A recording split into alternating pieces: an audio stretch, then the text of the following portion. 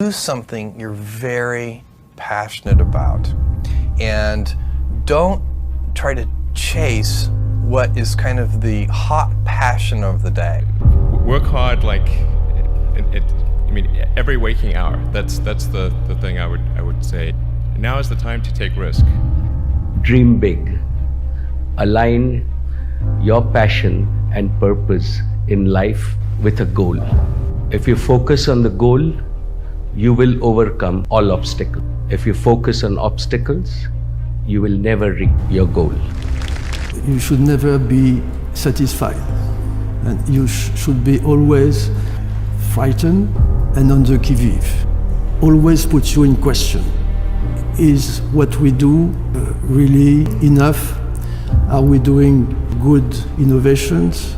Are we managing in the right direction?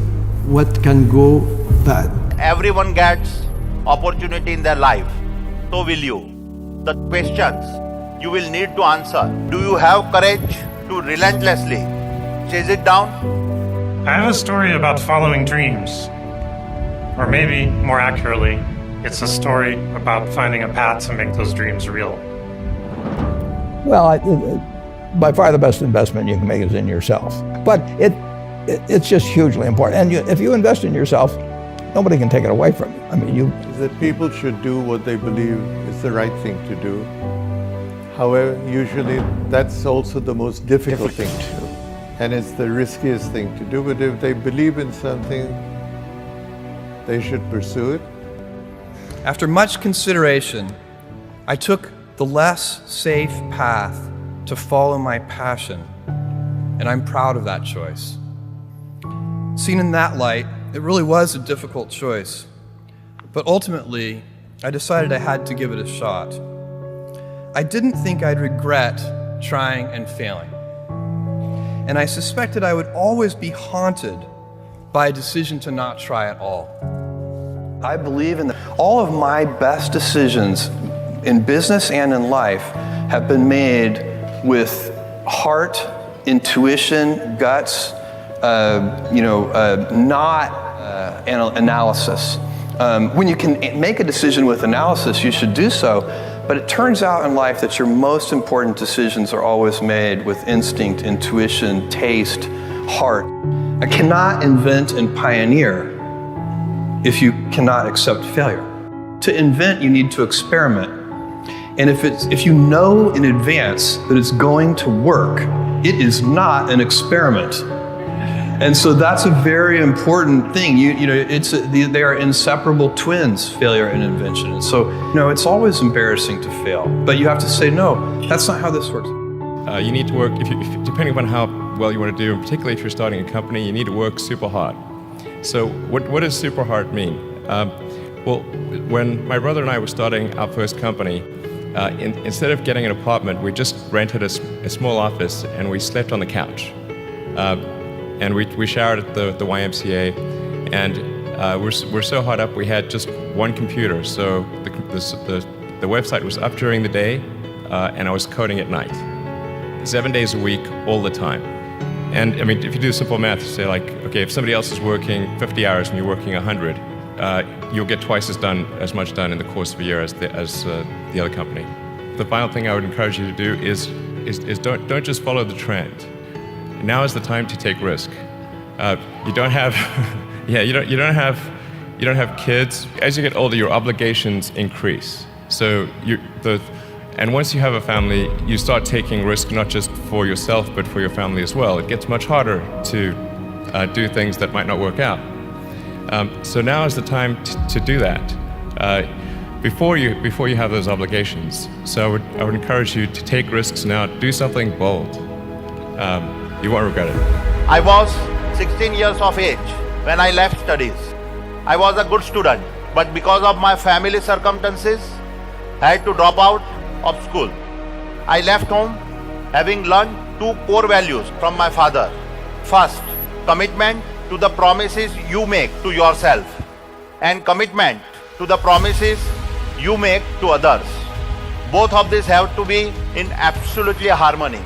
Second, avoid over-analysis of situation and have the courage to make quick decisions based on your natural instincts. An essential part of my learning throughout is that everyone gets opportunity in their life. So will you. The two questions you will need to answer. Can you connect the dots early enough to recognize the opportunity coming at you? And then, do you have courage to relentlessly chase it down? All that we had was raw enthusiasm.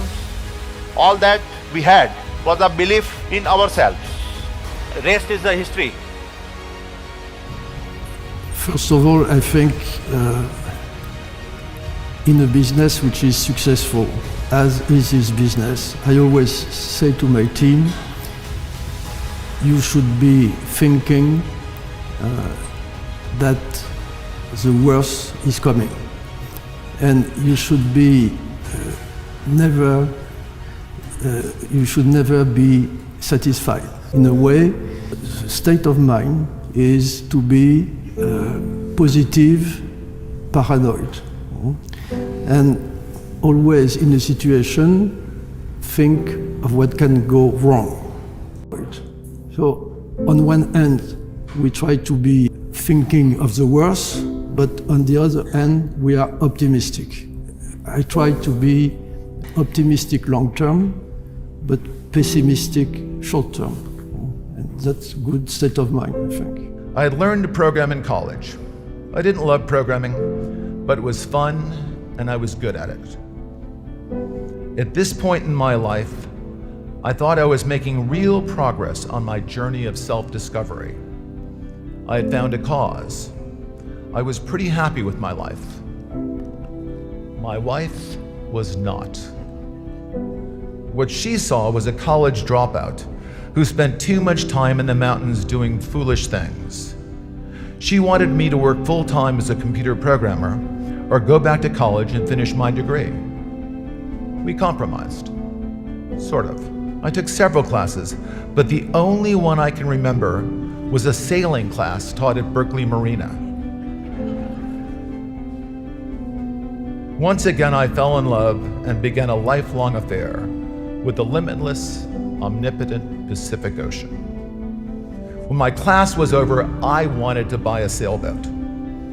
My wife said this was the single stupidest idea she had ever heard in her entire life. She accused me of being irresponsible, and she told me I lacked ambition.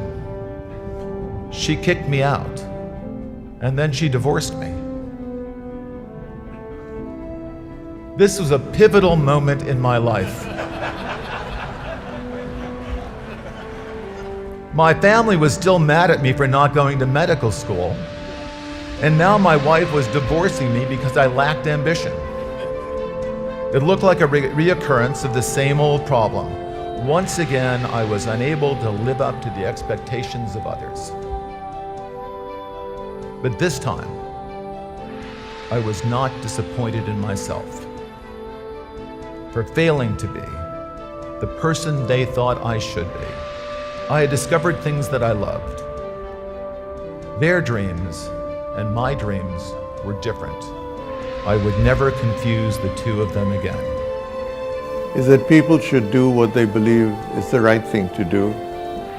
However, usually that's also the most difficult thing to do. And it's the riskiest thing to do. But if they believe in something, they should pursue it.